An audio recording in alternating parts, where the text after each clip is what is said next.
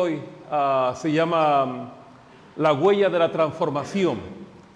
Cuando pienso en transformación, habla de cambios, de que antes teníamos una forma de vivir diferente. Y he leído muchos libros con respecto a la transformación, de la forma de pensar. Y la Biblia habla que todo comienza desde adentro hacia afuera. Y cuando eres tocado internamente y tu vida es transformada internamente, hay un proceso externo que se muestra siempre. Yo recuerdo cuando me convertí al Señor, mi vida empezó a cambiar de una manera increíble que yo no me daba cuenta. Y había un señor, él es un pastor actualmente, se llama el pastor Mario Holguín y su mujer Norma. Ellos me decían, ¿en qué iglesia te convertiste? Le digo, en esta. Y ellos pensaban que yo venía de otra iglesia ya convertido. Le dije, no, realmente estoy convertido de aquí. Me he convertido con los pastores estos. Y él me preguntaba el testimonio y fue algo que se precipitó internamente, que Dios empezó a trabajar dentro de mí y sigue trabajando, como en usted también, ¿no? Y Dios está trabajando todavía en nosotros. Y ellos pensaban que yo venía de cristiano de año, porque comenzó el Espíritu Santo a hacer una transformación interna. Y cuando empezamos a obedecerle al Espíritu Santo internamente lo que nos está diciendo, los cielos empiezan a abrirse, porque estoy obedeciendo la obediencia. Cuando yo aprendí esto, aprendí de que Dios tiene el poder y Dios quiere hacer algo con nuestras vidas. El proceso de la transformación envuelve momentos de transición que muchas veces, en ese momento de transición, no son nada agradables. No podemos quedarnos cuando estamos avanzando, ¿cómo se llama esto? Neutro, ¿no? En punto muerto, para poder avanzar. Tenemos que meter alguna marcha. Y hay que identificar el problema dentro para poder juzgar lo que hay afuera. Entonces, como dije recién, cuando Dios comenzó a trabajar internamente, ya no fui el mismo. Mi familia me decía que gracias a Dios que yo había cambiado. En Primera de Reyes, capítulo 19:9, encontramos la historia de un hombre que me asombra realmente, que vivió cosas increíbles en su vida. Dice Primera de Reyes, capítulo 19:9, dice, y allí se metió en una cueva donde pasó la noche y vino a él palabra de Jehová, el cual dijo, ¿qué haces aquí, Elías? Entonces me encuentro realmente con una gran competencia de Elías con los dioses de Baal. Y Elías fue uno de los más grandes profetas del Antiguo Testamento. Se dice que fue uno de los hombres que realmente marcó e hizo descender fuego del cielo. Un hombre que impactó a esta nación de una manera increíble. Entonces, él tuvo un gran reto. Y dice en el Antiguo Testamento que él tuvo el reto de los sacerdotes de Baal. Y ellos le dijeron a Elías, bueno, Elías, si tu Dios es el verdadero Dios de esta tierra, dile que haga descender fuego del cielo. Vamos a competir, entremos en la competencia. Y entonces dice que ellos empezaron a orar los profetas de Baal, de los dioses de Baal, y era el mediodía y no descendía fuego. Y Elías se burlaba y decía, grita más fuerte porque capaz que tu Dios está durmiendo. Y otra vez decía, pero grita más fuerte porque capaz que tu Dios no te oye. Y ellos clamaban y pusieron un holocausto para que hiciera descender fuego del cielo y no descendió nada. Y le tocó el turno de Elías. Elías conocía a Dios. Elías podía saber que Dios iba a responderle realmente. Entonces era tal su confianza que el tipo no solamente se burlaba de ellos, sino que fueron y le dijeron, váyanse a dormir, le decía Elías. Tal vez esté durmiendo y acompañen a él. Y Elías se había venido arriba con sus emociones. Era un tipo que tenía las emociones tan arriba que cuando vino el peor momento de su vida, se vino abajo. Y Dios quiere transformar las emociones. ¿Cuántas veces las emociones nos juegan una mala pasada? ¿Alguna vez le pasó a usted? ¿Cómo me miró? ¿Lo que me dijiste? Tenemos un amigo pastor, Juancito. Juancito. Otro Juancito en nuestras vidas. Juancito Clapazón. Es más o menos así como Fermín o más pequeño que Fermín. Un poco, mira que Fermín es bajito, ¿eh? Fermín, ponte de pie para que yo no te... Ponte de pie, Fermín. No, pero ponte de pie de verdad. Mira, Fermín. Gracias, Fermín. Puedes sentarte. Un poco más bajo que Fermín. Y cuando la pastora me planchaba los pantalones a mí en la casa de él, ella cogía los pantalones del pastor. ¿Sabe cómo era la botamanga del pantalón del pastor? Así, chiquitita. El pantalón chiquitito, esta cosa. Y la planchaba. Y era un hombre que tenía unas emociones increíbles. Y yo recuerdo que cantaba una canción: con mi Dios asaltaré los muros. Al diablo tenemos vencido. Y era pura emoción el tipo, pura emoción. Y de repente venía un problema sobre él y se venía abajo. No había reformado, no había transformado realmente sus emociones. ¿Y cuántas veces las emociones nos juegan una mala pasada? Y Elías había vivido lo mismo. Había pasado el peor momento de su vida.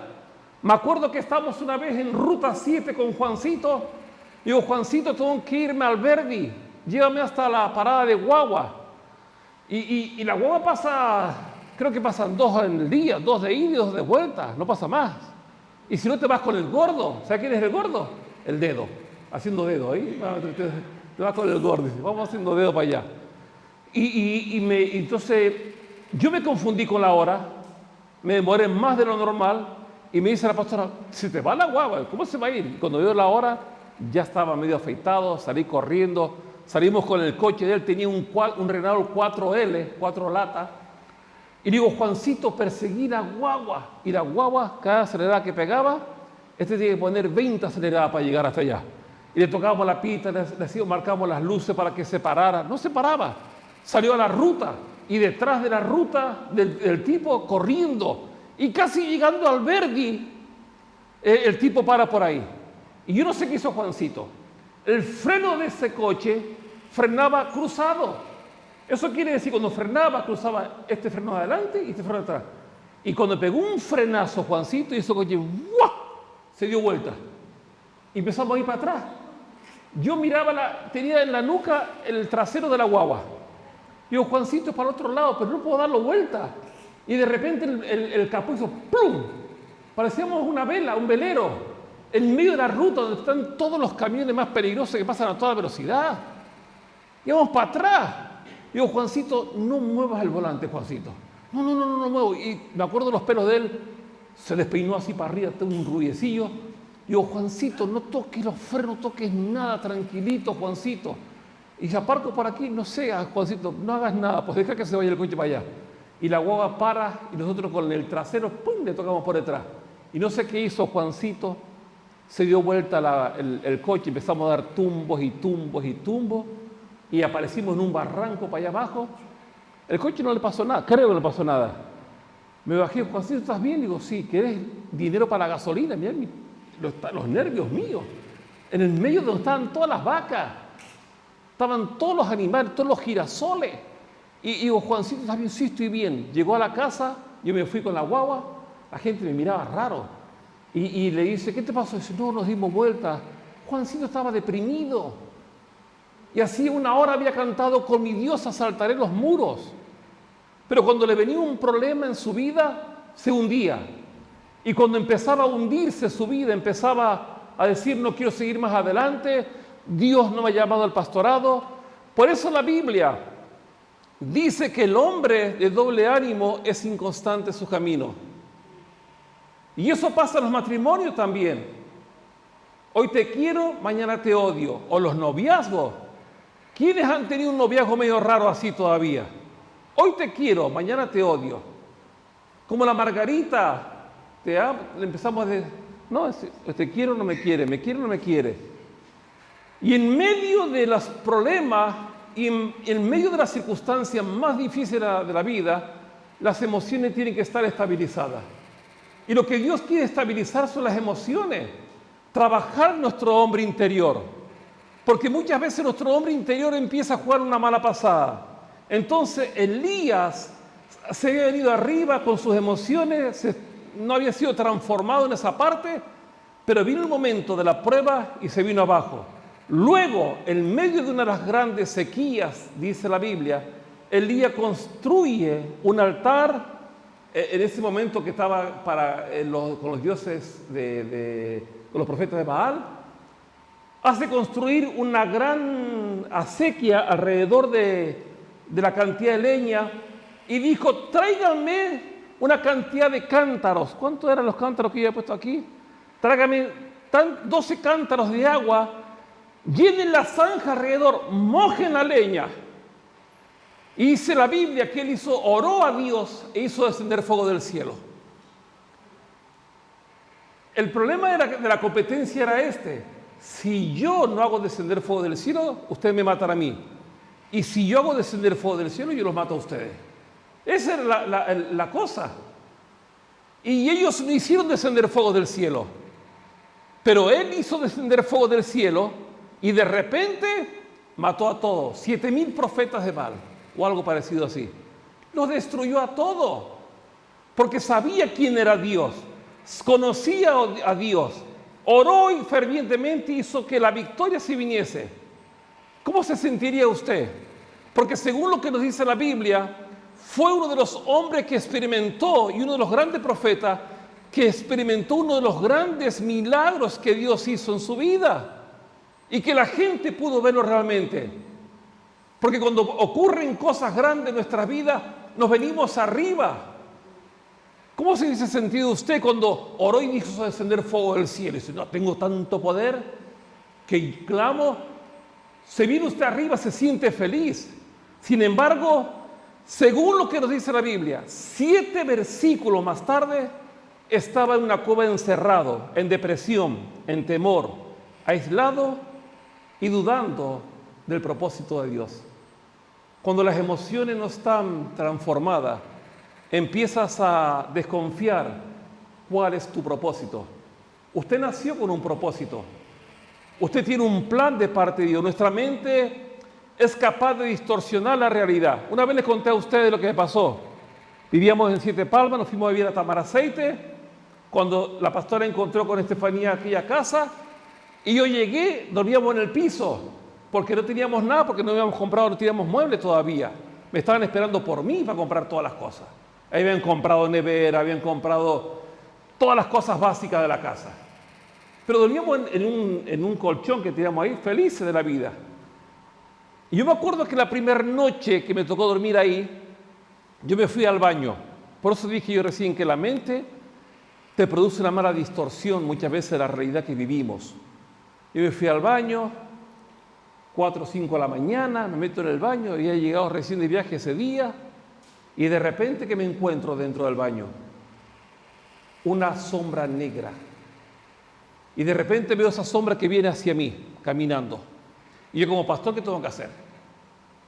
¿Qué tengo que hacer un pastor? ¿Qué hace un cristiano cuando ve una cosa como esta? Reprender, ¿no? Orar, atar, porque eso es lo que tenemos que hacer los pastores, ¿sí o no?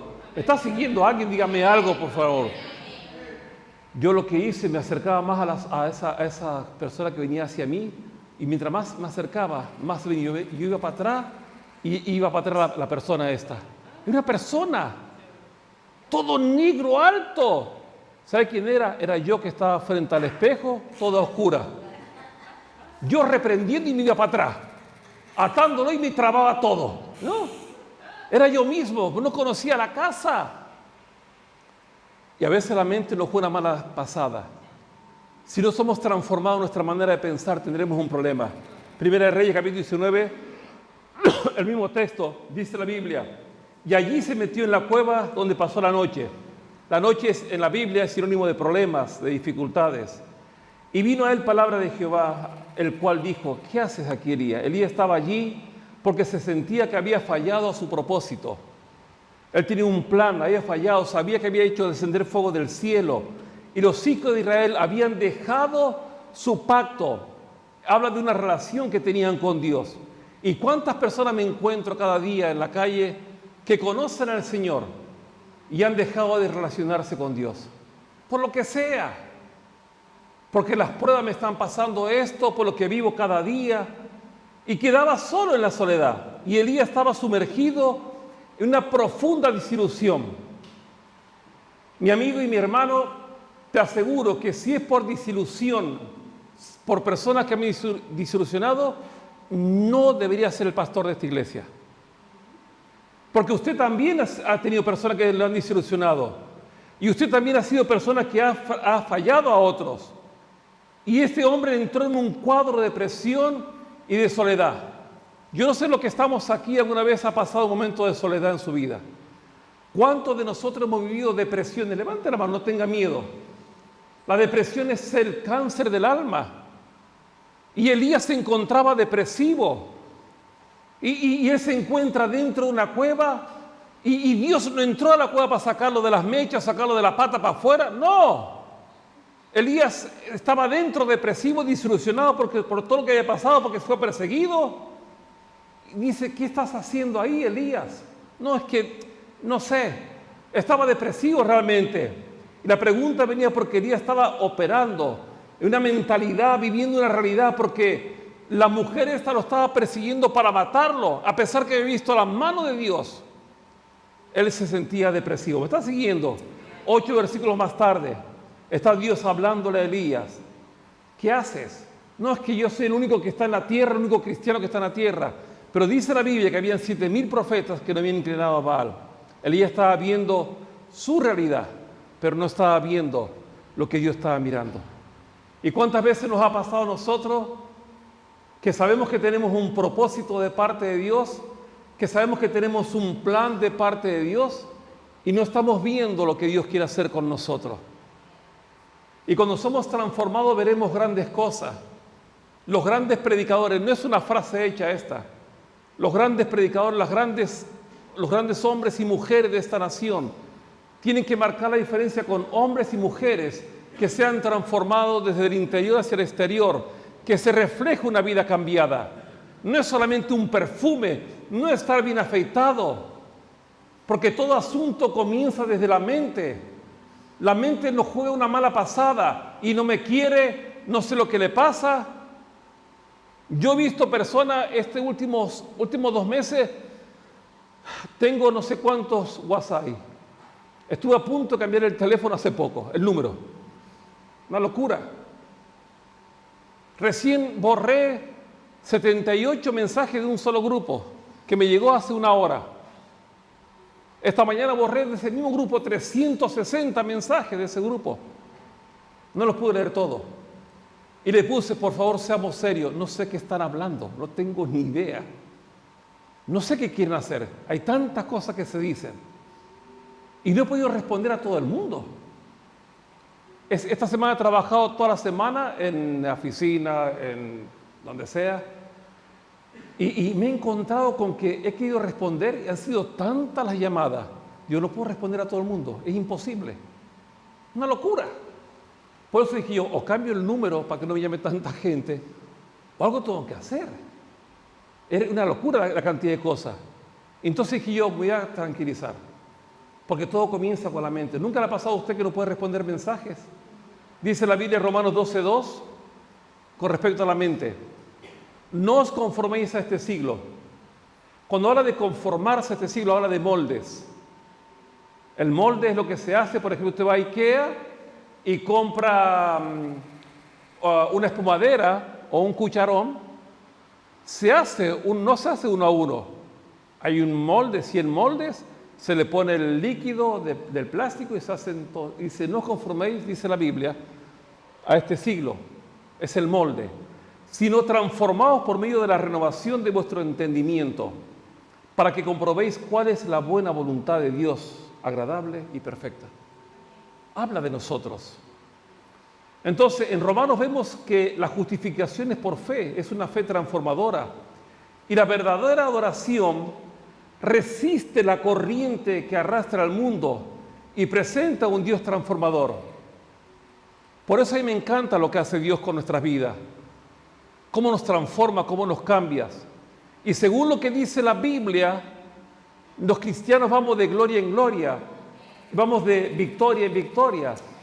Y cuando somos adoradores del Señor, hay una transformación en nuestra vida. Hay un cambio. Yo llego a mi casa con un montón de situaciones, con un montón de circunstancias que me veo todo el día. Pero ¿sabe cuántas cosas le cuento a ellas? Cero. Cero. ¿Y cuántas veces persuadimos para mal? Transmitimos las cargas que tenemos. En vez de compartir las cargas con otra persona o hablando, no, es que me siento depresivo como Juancito, el pastor Juan Clapazón. ¿Cómo estás, Juan? Estoy deprimido, estas cosas me dan mal. Tiene una iglesia preciosa, Juancito. Y todo le iba mal a él. No, que mi hijo, que mi hija, porque no había renovado su mente. Pero cuando la iglesia o las cosas le iban bien a él, iba todo feliz. Era capaz de salir corriendo ahí por Messi López, el tipo, los días de lluvia.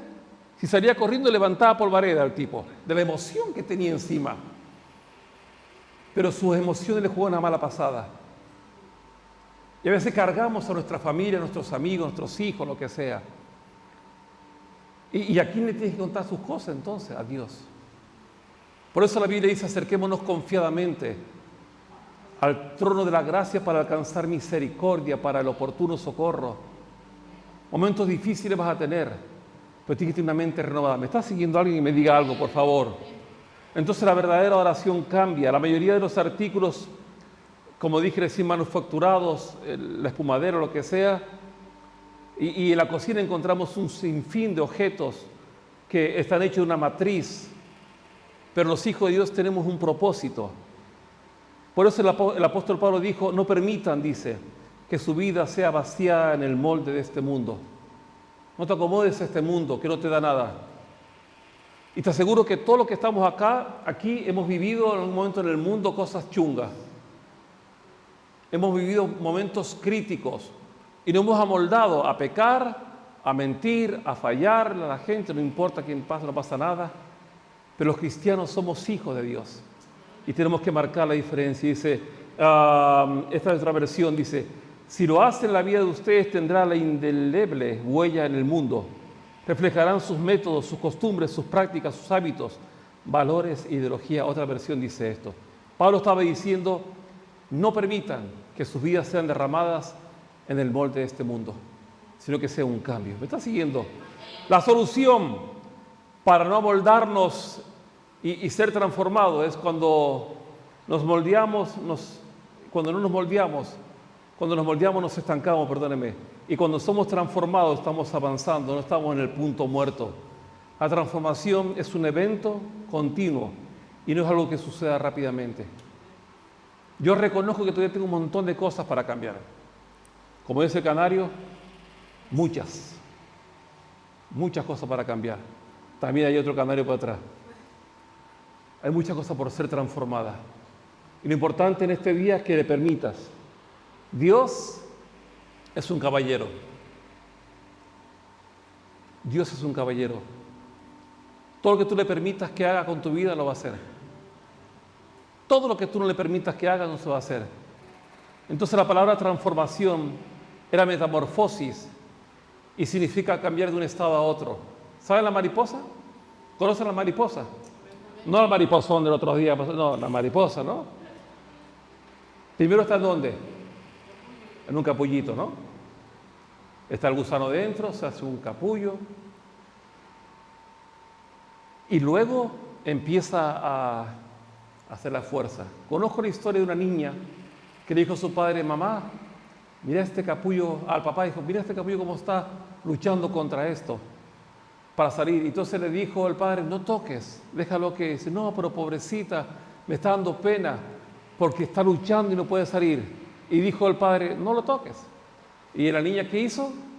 Con su dedito finito empezó a meterle el dedito para adentro, empezó a abrirle y ya salió ¿cómo se llama? La mariposita. Las alitas eran chiquitas. Y cuando salió la mariposa esta, se cayó al piso y murió. Porque una niña la ayudó con las buenas intenciones. La mariposa lo que necesita es hacer fuerza. Es empezar a tener fuerza para que sus alas se llenen de sangre y pueda crecer sanamente.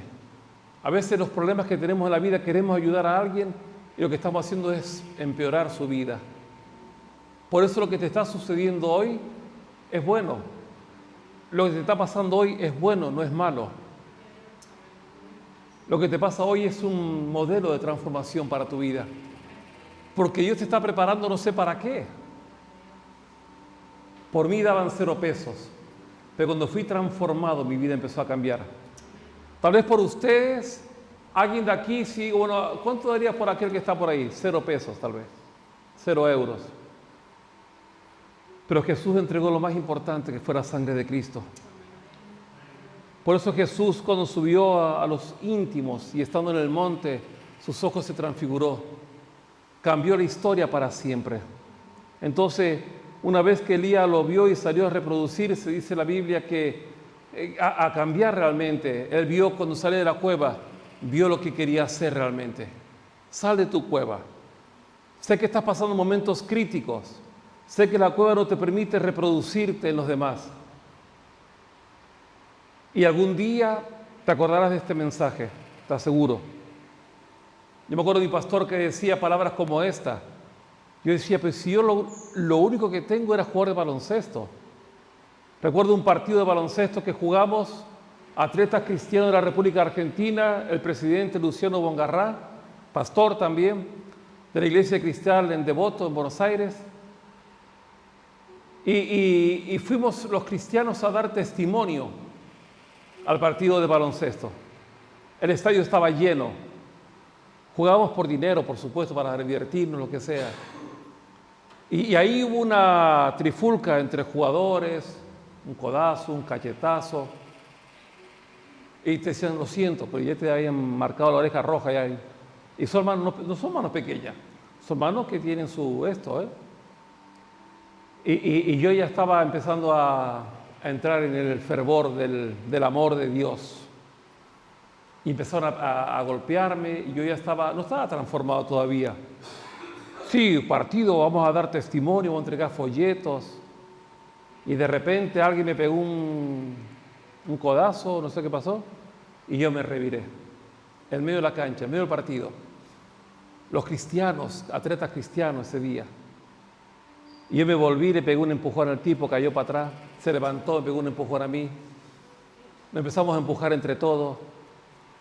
Fue una vergüenza ese día. Porque los cristianos teníamos que dar testimonio ese día. Y me di cuenta que faltaba mucho para mí.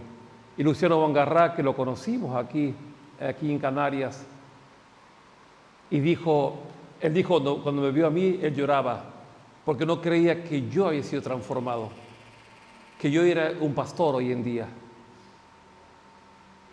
Y él dijo, porque aquel día en ese partido nos agarramos a piña. Ganamos a las piñas, pero no fuimos transformados y no predicamos de Cristo, por esa vergüenza. Por supuesto, la bronca que nos echaron ese día, todavía la tengo aquí. Porque supuestamente éramos transformados, la emoción estaba ahí, pero no teníamos el dominio propio como cristianos. Una persona que no es cristiana, entiendo todo esto, pero de un cristiano, sí, me pagaban por jugar, pero no por ser un pastor. Por eso permita al Señor hoy que te transforme. Si te dejas transformar por Él, vas a empezar a dejar huellas en tu vida. Vas a empezar a dejar huellas alrededor. Vas a empezar a marcar personas para Cristo. ¿Sabe cómo me conoce en mi empresa? El pastor. Y cuando entro digo, Señor, bendice esta empresa. Y cuando entro a las 2 oficinas, yo levanto mi mano y digo, Señor, trae bendición. La gente me mira. La oficina me mira. Y vienen momentos críticos en nuestra vida cada día. Pero tengo el dominio propio del Espíritu Santo que controla mi vida. Por eso permite hoy que Él haga algo en ti. No te mueras sin haber cumplido el propósito de Dios. No te mueras sin haber adorado para que Dios te transforme. No te mueras, vive intencionalmente. ¿Me estás siguiendo? Para que Dios transforme tu vida para siempre. Yo no sé los años que te quedan a ti, pero sé que Dios puede cambiarlo.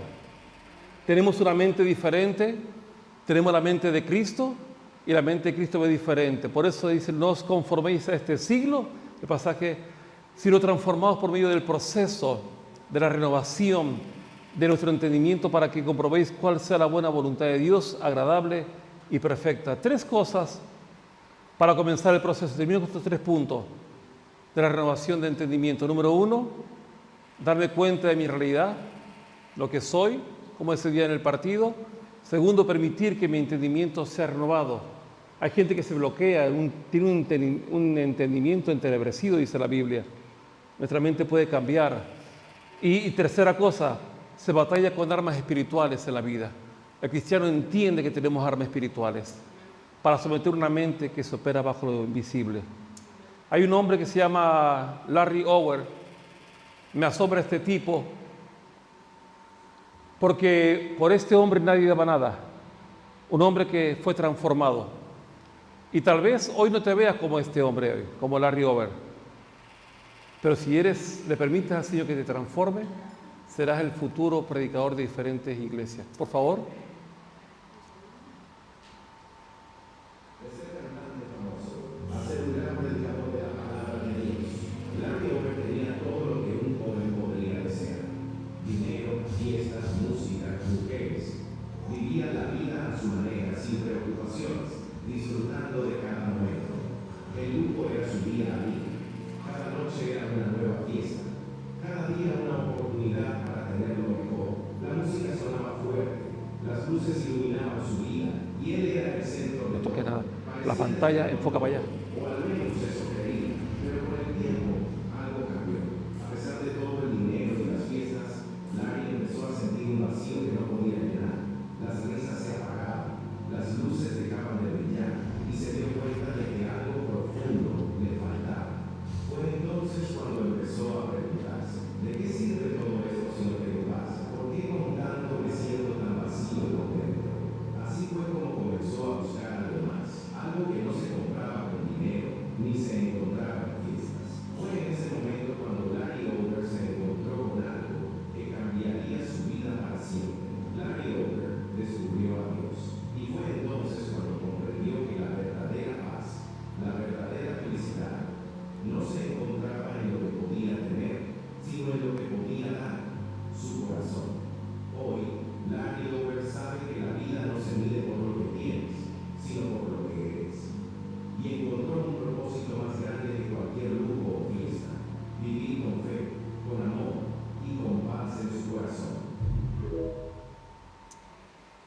¿Lo conocen? Es muy conocido Larry Over, muy conocido.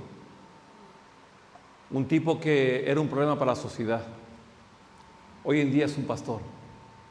¿Saben por qué? Porque encontró el propósito de su vida.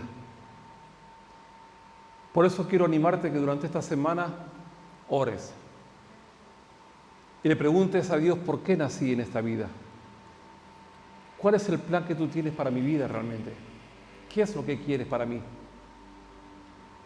Yo me convertí al Señor y le dije: Señor, haz lo que quiera conmigo.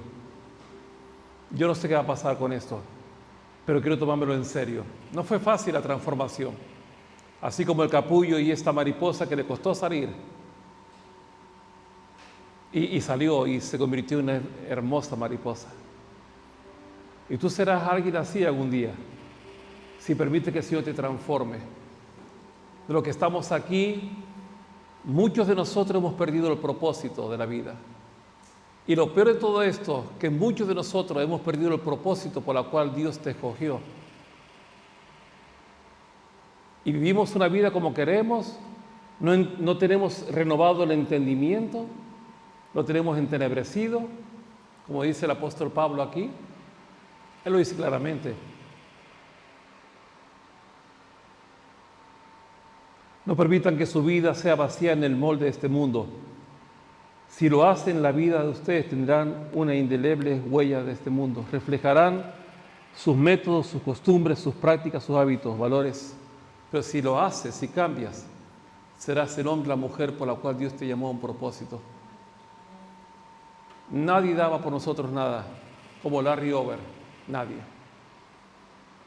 El dinero no es nada, mi amigo. Te da tranquilidad para vivir lo que quieras tú todos los meses. Vengo de aquel lado. Sé lo que es la fama. La pastora sabe lo que es la fama conmigo. La pastora sabe lo que es caminar una calle y demorar 2 horas, 100 metros. 2 horas. Porque la gente bajaba de los edificios para pedir un autógrafo. Nosotros nos escondíamos en las plazas para que nadie nos viera. Éramos dos casados, pero éramos novios todavía en ese momento así. Y la gente daba vuelta en las camionetas, en los coches, alrededor de la plaza, y miraban, y otro digo, mira para allá, mi amor, mira para allá. Y de aquel lado había otro. Y se empezó a juntar una fila de coches, que hasta la policía vino, el alcalde vino y dijo, por favor, necesito una cita con ustedes dos. Yo no aparecí por la alcaldía. Y él se enfadó con nosotros y dijo, ¿qué necesitan? ¿Que les mande a buscar a ustedes dos? Yo necesito hablar con ustedes. Y fuimos al despacho del lugar aquel, comimos con él, nos atendió como si fuéramos reyes, pero vieron la transformación de mi vida. El dinero no es el todo, mi amigo, es algo, pero el propósito es la riqueza más grande que puedes encontrar en tu vida. ¿Me estás siguiendo? No voy a preguntar, no quiero que levante la mano con esto. No levante la mano con esto. Muchos de nosotros, no levante la mano, por favor. Muchos de nosotros hemos perdido el propósito para el cual estamos. Vivimos, andamos, venimos a la iglesia, decimos que somos cristianos, pero de ahí nada más. Pero hay un paso más que tenemos que dar. Saber cuál es el propósito. Y cuando entiendes el propósito, vivirás sabiendo que tienes un plan para tu vida. Muchos de nosotros, te aseguro que si yo pido que levante la mano, 4 o 5 personas levantarán la mano hoy, que han perdido el propósito de la vida. Prefieren pecar antes que agradar a Dios. Prefieren mentir antes que agradar a Dios. Prefieren vivir una vida liviana antes que agradar a Dios. Eso es fuera del propósito. ¿Me estás siguiendo? Y yo quiero hacer un llamado a valientes hoy. A personas valientes que digan, Señor, cuenta conmigo. Y que algún día nos canten esta canción de Salmo, cuán hermosos son los pies de los que anuncian la paz. Ayer me llegó un mensaje de Salvador Godoy. ¿Te acuerdas? Mariela, la mujer, creo que se llama. 2 profesionales, buena gente. Era el director de la iglesia nuestra de la escuela bíblica. Nuestra iglesia era grande y había mucha gente, había que manejar con directores y todas estas cosas así.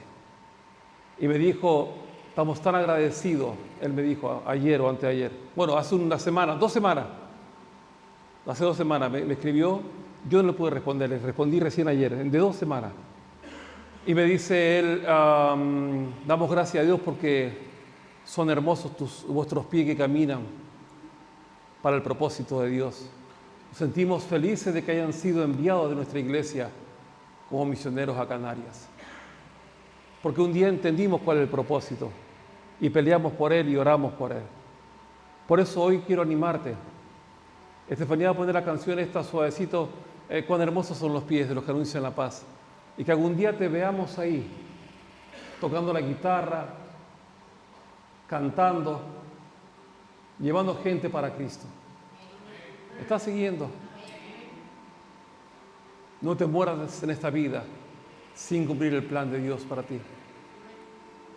Había gente que habían perdido, los que estaban con Elías habían perdido el propósito y él también, pero volvieron otra vez. Y el llamado en este día es para aquellos que se han sentido identificados con este mensaje. Si tú crees que este mensaje ha sido para ti, levanta tu mano solamente, donde estés.